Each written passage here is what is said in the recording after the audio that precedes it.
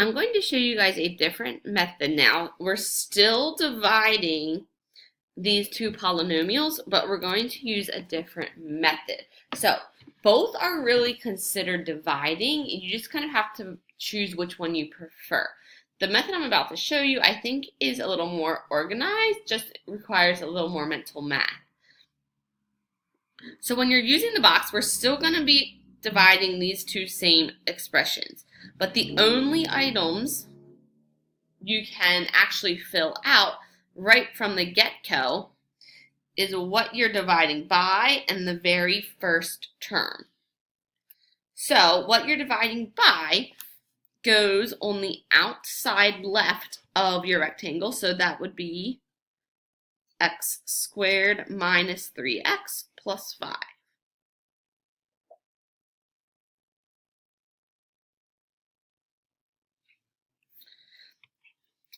And then the first term of what you're dividing into goes in that first box. Those are the only two things you can fill out right away. The rest you have to find. So now what happens is you sort of do the same thing we did before. We're trying to figure out, okay, well, x squared times what gives you 3x to the 4th? Well, if it's helpful, again, you can make this 1x squared. But we're going to need 1 times 3, and x squared times what gets you x to the 4th? X squared. And then you just multiply straight down. So 3x squared times negative 3x is negative 9x cubed. And then 3x squared times 5 is 15x squared. So now what you guys are doing is trying to figure out negative 9x cubed plus what gets you the number of cubes in your problem. So, because we're on the x cubed diagonal here, so this diagonal of x cubes has to equal the total number of x cubes in your problem. So we need negative 5 x cubes. So we have negative 9. That means we need 4 more.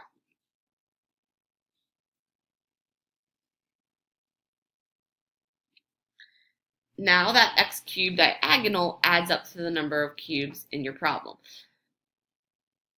And then you just do the division one more time. 4x cubed divided by that 1x squared, or 1x squared times what gets you 4x cubed? Well, 1 times what gets you 4? 4x times x squared gives you x cubed. And then you multiply straight down. So 4x times negative 3x, negative 12x squared. 4x times 5. And now we're on the squared diagonal. So if you notice, there are no x squared, so we need this diagonal to add up to 0. So right now, 15 and negative 12 gets you 3x squareds. If we want 0, then we need 3 plus negative 3 x squared. And then we do the division one more time. Negative 3x squared divided by 1x squared, or 1x squared times what gives you that negative 3x squared? Negative 3. And then you multiply straight down. So negative 3 times negative 3 is 9x. Negative 3 times 5 is negative 15. So once you guys have got to this constant value, what will remain is your remainder. So I kind of always, once I have that constant, that term with no x value, I sort of draw like a squiggly line there, reminding me that this will be the remainder. So what will happen,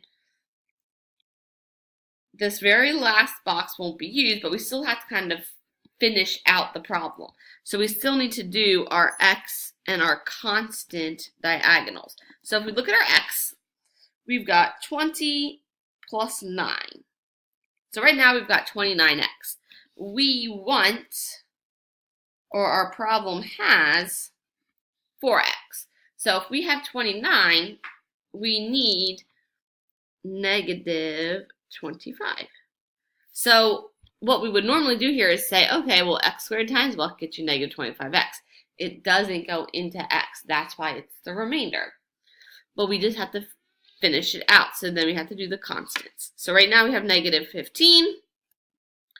Our problem has negative 6. So negative 15 plus 9. And if you guys are trying to figure this out, so if you're trying to equal negative 6, you would sort of say like, okay, negative 15 plus what equals 9? No, that's the answer. Negative 15 plus what equals negative 6. So if you guys added the 15 over, it's really just a one-step equation. You would get positive 9. So you can set up little mini equations each time, or you can just do them in your head. But you would get the same answer even if you did it this way or the traditional way. So your answer would still be 3x squared plus 4x minus 3, and then we just add whatever the remainder is over that x squared minus 3x plus 5. So that would be your negative 25x plus 9. So it's sort of up to you guys to figure out which method you kind of prefer. But either way will get you the right answer. The box is kind of reverse multiplication. Usually you guys are used to filling out the left and the top, and then you fill in the inside. So you go from the outside in, whereas division, since it's opposite, you kind of work from the inside out. A little more orderly, but maybe a little more confusing than the traditional.